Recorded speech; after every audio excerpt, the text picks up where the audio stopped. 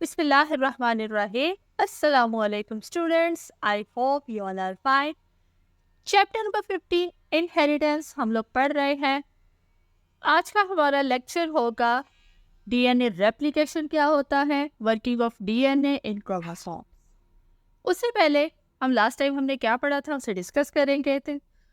Students, last time हमने discuss किया था इनहेरिटेंस को, क्रोमोसोम्स को और जीन को. डियर स्टूडेंट्स, इसके अलावा हमने पढ़ा था जेनेटिक्स क्या होता है. जेनेटिक है बायोलॉजी की ब्रांच जिसमें हम इनहेरिटेंस को स्टडी करते हैं. और इनहेरिटेंस क्या होता है, विरासत हम किसको कहते हैं. इनहेरिटेंस में हम स्टडी करते हैं कि करेक्टरिस्टिक्स कैसे पेरेंट्स से बच्चों में ट्रांसफ़र होती है, और उन करेक्टरिस्टिक्स को हमने ट्रेट्स का नाम दिया था, जिसकी एग्जाम्पल में हमने पढ़ा था हाइट, आई कलर, इंटेलिजेंस एक्सेट्रा. स्टूडेंट्स, इसके अलावा हमने डिस्कस किया था जीन क्या है. जीन बने होते हैं डीएनए के, उनमें स्पेसिफिक इंस्ट्रक्शन होती हैं प्रोटीन सिंथेसिस के लिए. इसके अलावा जीन्स को हम क्या कहते हैं, यूनिट ऑफ इनहेरिटेंस भी कहा जाता है. तो ये जीन्स मौजूद होते हैं क्रोमोसोम्स पर.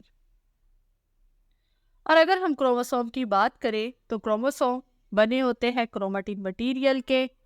क्रोमेटिन एक कॉम्प्लेक्स मटेरियल है जो डीएनए और प्रोटीन का बना होता है. मतलब कि क्रोमोसोम्स डीएनए और प्रोटीन के बने होते हैं, और ये डीएनए उन प्रोटीन्स के इर्द गिर्द रैप हुआ होता है, और उस प्रोटीन्स को हम हिस्टोन प्रोटीन्स का नाम देते हैं. और जब डीएनए हिस्टोन प्रोटीन्स के इर्द गिर्द लिपटा होता है, रैप हुआ होता है, तो एक राउंड स्ट्रक्चर बनाता है जिसको हमने न्यूक्लियोसोम का नाम दिया था. डियर स्टूडेंट्स, ये स्ट्रक्चर जो है एक तस्बीह के दानों की तरह बनता है, क्योंकि जो डीएनए है इन न्यूक्लियोसोम्स के दरमियान मौजूद होता है. इसके अलावा हमने डिस्कस किया था वाटसन एंड क्रिक मॉडल को. वाटसन एंड क्रिक मॉडल क्या है, ये एक डीएनए का मॉडल है जो दो साइंटिस्ट ने दिया था. इस मॉडल में हमने डिस्कस किया था कि डीएनए दो पॉलीन्यूक्लियोटाइड स्ट्रैंड पर मुश्तमिल होता है. मतलब कि डीएनए के दो धागे होते हैं, और ये स्ट्रैंड्स एक दूसरे के इर्द गिर्द लिपटे होते हैं, कॉइल्ड हुए होते हैं, हेलिकल स्ट्रक्चर बनाते हैं. डियर स्टूडेंट्स, ये जो पॉलीन्यूक्लियोटाइड स्ट्रैंड है ये बेसिकली मुश्तमिल होते हैं 3 यूनिट्स पर, जिसमें हमारे पास 5 कार्बन शुगर है जो कि न्यूक्लियोटाइड स्ट्रैंड बनाती है. 5 कार्बन शुगर पेंटोज शुगर है, फॉस्फेट ग्रुप है. इसके अलावा हमारे पास नाइट्रोजन वाली बेसिस मौजूद होती हैं. जी स्टूडेंट्स, इसके अलावा हमने पढ़ा था कि डीएनए में 4 नाइट्रोजनस मौजूद होती है. वो थी एडिनिन, थाइमिन, गवानीन और साइटोसिन. और एडिनिन और थाइमिन के दरमियान डबल बॉन्ड मौजूद होता है, और वो बॉन्ड हाइड्रोजन बॉन्ड होता है. और इसके अलावा हाइड्रोजन बॉन्ड जो है वो साइटोसिन और गवानीन के दरमियान भी मौजूद होता है, और ट्रिपल हाइड्रोजन बॉन्ड मौजूद होता है. तो ये हमने डिस्कस किया था Watson Crick model of DNA. Students, आज हम डिस्कस करेंगे रेप्लिकेशन ऑफ डीएनए. इसके नाम से पता लग रहा है कि डीएनए का रेप्लिकेट करना, कॉपी बनाना. डियर स्टूडेंट्स, डीएनए रेप्लिकेट करता है. किस तरह से रेप्लिकेट करता है हम लोग पहले पढ़ चुके हैं कि डीएनए जो है वो एक डबल हेलिकल स्ट्रक्चर है. होता क्या है कि ये हेलिकल स्ट्रक्चर ओपन होता है. हमने डिस्कस किया कि जो नाइट्रोजनस बेस सेंटर में मौजूद होती है उनके दरमियान बॉन्ड मौजूद होता है. तो ये बॉन्ड खुलता है जैसे कि हम लोग जिप को खोलते हैं. तो जिस तरह से जिपर जो होता है उसकी 2 साइड्स होती है, इसी तरह डीएनए के भी 2 पॉलीन्यूक्लियोटाइड स्ट्रैंड होते हैं जिनके दरमियान नाइट्रोजनस बेस मौजूद होती है, जो कि बॉन्ड के जरिए एक दूसरे के साथ अटैच होती है.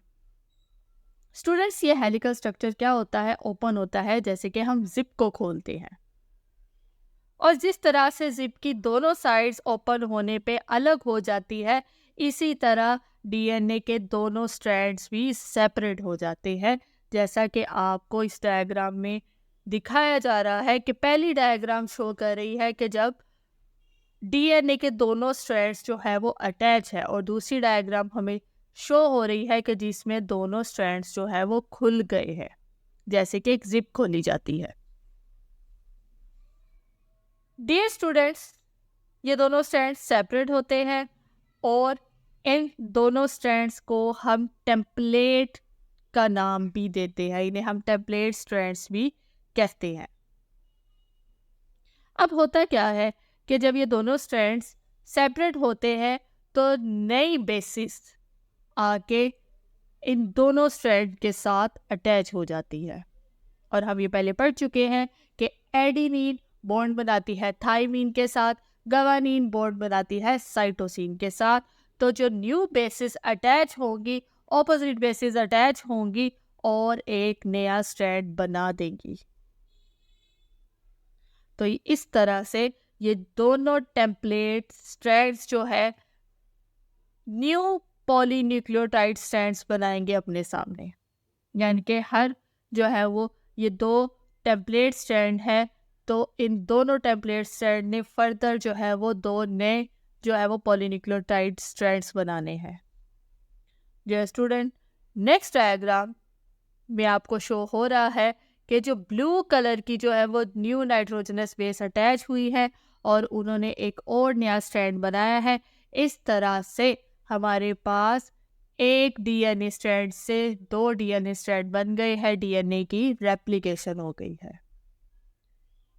और इसमें आप बाकायदा देख सकते हैं कि आपको ओल्ड स्ट्रैंड और न्यू स्ट्रैंड दोनों शो किए गए हैं। तो इस अमल को हम लोग डीएनए रेप्लिकेशन का नाम देते हैं। डियर स्टूडेंट्स, टेम्पलेट स्ट्रैंड के साथ जो नया स्ट्रैंड बनता है, जो दोबारा से डीएनए डबल हेलिकल स्ट्रक्चर बनाता है, ये नया स्ट्रैंड आइडेंटिकल होता है ओरिजिनल स्ट्रैंड। इस तरह से जो डीएनए है वो खुद को रेप्लिकेट करता है। नेक्स्ट स्टूडेंट, हम डिस्कस करेंगे working of DNA in chromosome. DNA chromosome में किस तरह से काम करता है। स्टूडेंट्स, हम जानते हैं डीएनए क्या है, जेनेटिक मटेरियल है। इसके अलावा डीएनए के अंदर इंस्ट्रक्शन होती है किसके लिए, सेल्स के फंक्शन के लिए और प्रोटीन सिंथेसिस के लिए। यानी कि यहाँ पे तीन इंपॉर्टेंट पॉइंट्स है हमारे पास। सबसे पहला ये कि डीएनए एक तो जेनेटिक मटेरियल है, दूसरा ये सेल्स के जितने भी फंक्शंस होते हैं डीएनए के पास उनकी इंस्ट्रक्शंस मौजूद हैं, और तीसरा अहम पॉइंट क्या है कि यहाँ पे प्रोटीन की सिंथेसिस हो रही है। डियर स्टूडेंट्स, डीएनए का काम क्रोमोसोम में किस तरह से होता है, और ये जो प्रोटीन बना रहा है डीएनए, इस प्रोटीन का क्या रोल है और किस तरह से काम कर रहा है, आइए हम इसको देखते हैं। सबसे पहले हम डिस्कस करेंगे प्रोटीन के रोल को। तो प्रोटीन का हमारी बॉडी में दो तरह के रोल है, एक है स्ट्रक्चरल रोल और दूसरा है फंक्शनल रोल। स्टूडेंट्स, हम पहले पढ़ चुके हैं, आपको याद होगा कि सेल मेम्ब्रेन, 9th क्लास में हमने सेल मेम्ब्रेन का स्ट्रक्चर डिस्कस किया था और हमने उस पर पढ़ा था कि उस double layer lipid by layer structure में प्रोटीन्स एम्बेडेड होती हैं, यानी कि मेम्ब्रेन के अंदर प्रोटीन्स मौजूद होती है जो कि सेल का स्ट्रक्चर बना रही है। इसके अलावा सेल में और बहुत सी ऑर्गेनेलीज है जिनकी मेम्ब्रेन में प्रोटीन्स मौजूद है। तो इस तरह से जो प्रोटीन है हमारी बॉडी में, हमारे सेल में स्ट्रक्चरल रोल को प्ले करती है। बात करते हैं अगर फंक्शनल रोल की, आपको याद होगा 9th क्लास चैप्टर नंबर 6 हमने एंजाइम्स को डिस्कस किया था, और हम जानते हैं कि एंजाइम्स प्रोटीन इन नेचर होते हैं। जितने भी एंजाइम्स हैं वो प्रोटीन के बने होते हैं, और हमारी बॉडी में बहुत से रिएक्शन है जो कि एंजाइम्स की वजह से होते हैं। तो इस तरह से जो एंजाइम है वो प्रोटीन्स के बने होते हैं, तो फंक्शनल रोल जो है वो प्रोटीन हमारी बॉडी में प्ले कर रही है, क्योंकि हमारी बॉडी में जितने भी बायोकेमिकल रिएक्शन है वो एंजाइम्स करवाते हैं।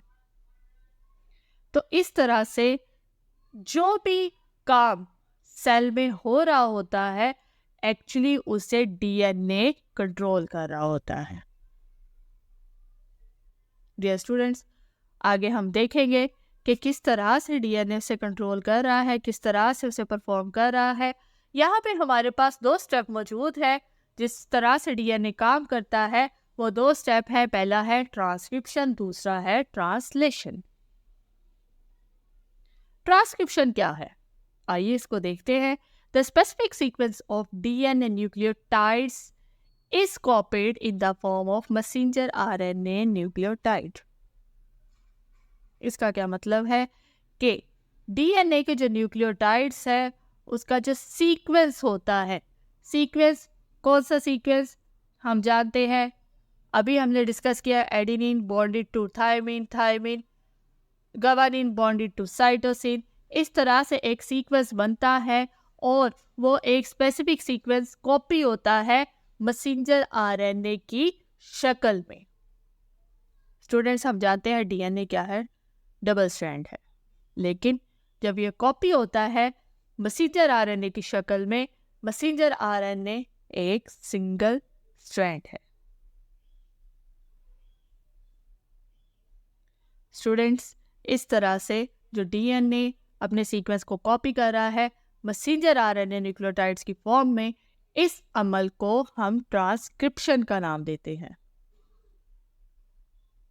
उसके बाद नेक्स्ट स्टेप हमारा क्या होता है, वो है ट्रांसलेशन। ट्रांसलेशन से क्या मुराद है, ट्रांसलेशन में होता क्या है students, the messenger RNA carries the sequence of its nucleotides to ribosome.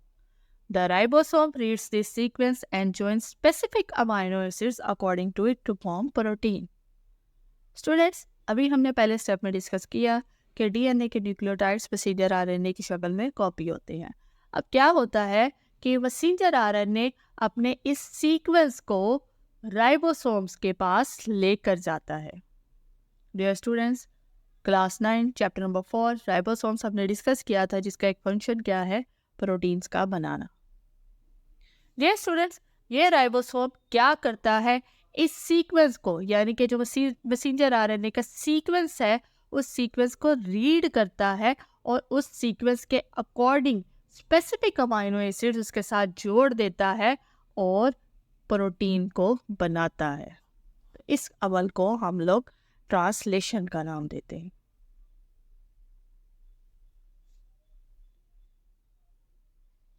Dear students, कुछ टर्म्स हम आज और डिस्कस करेंगे ट्रांसक्रिप्शन और ट्रांसलेशन के बाद, वो है जीन और लोकाई। स्टूडेंट्स, जीन को हम पहले भी पढ़ चुके हैं। जीन क्या होता है, पार्ट ऑफ डीएनए, यानी कि सीक्वेंस ऑफ न्यूक्लियोटाइड्स, यानी कि डीएनए का एक स्पेसिफिक सीक्वेंस, न्यूक्लियोटाइड्स का सीक्वेंस, जिसमें क्या है, जिसके अंदर इंस्ट्रक्शन मौजूद है प्रोटीन बनाने के लिए, उसको हम जीन कहते हैं।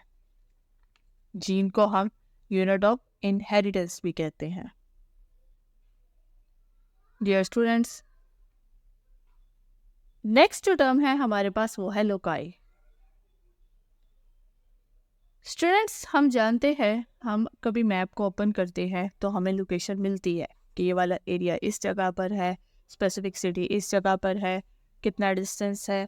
इसी तरह अल्लाह ताला ने जो हमारे क्रोमोसोम्स पर जीन्स मौजूद है उसकी स्पेसिफिक लोकेशंस बनाई हैं। उस लोकेशन को, उस पोजीशन को, यानी कि क्रोमोसोम्स पर जीन्स की लोकेशन को हम लोकाई का नाम देते हैं या लोकस कहते हैं।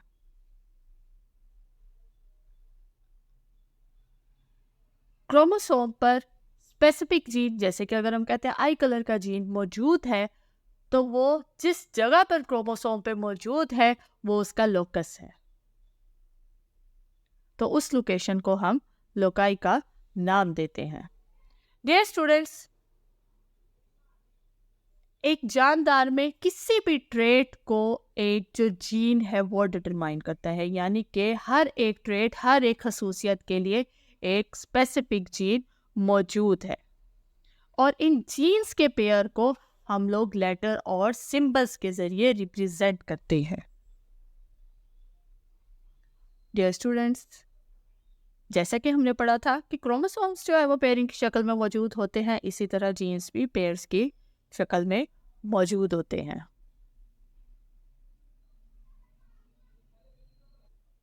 डियर स्टूडेंट्स, अभी हमने डिस्कस किया कि जीन्स एक स्पेसिफिक लोकेशन होती है क्रोमोसोम पर, जिसको हम लोकस का नाम देते हैं।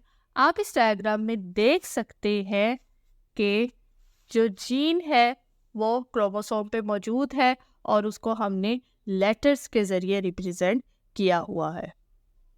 ये क्रोमोसोम के 2 धागे आपको यहाँ पे दिखाए गए हैं और इनके ऊपर जो लाइंस आपको नज़र आ रही है वो जीन्स को शो कर रही हैं और सेंटर में आपको सेंट्रोमेयर दिखाई दे रहा है। इसी तरह उन लाइंस में से हमने एक जीन पेयर को लेटर के ज़रिए जो है वो रिप्रेजेंट किया गया है एक कैपिटल ए और स्मॉल ए के ज़रिए। डियर स्टूडेंट्स, अभी मैंने आपको बताया कि क्रोमोसोम्स की तरह जीन्स भी पेयर की शक्ल में मौजूद होते हैं और यहाँ पे कैपिटल ए और स्मॉल ए ये एक जीन की 2 अल्टरनेट फॉर्म्स हैं। डियर स्टूडेंट्स, जीन्स की इन अल्टरनेट फॉर्म्स को हम अलील्स का नाम देते हैं। तो कैपिटल ए और स्मॉल ए क्या है? अलील्स है जीन की, यानी कि अगर एक जीन पेयर की शक्ल में मौजूद है तो उसकी ये 2 अल्टरनेट फॉर्म्स को हम अलील्स कहेंगे।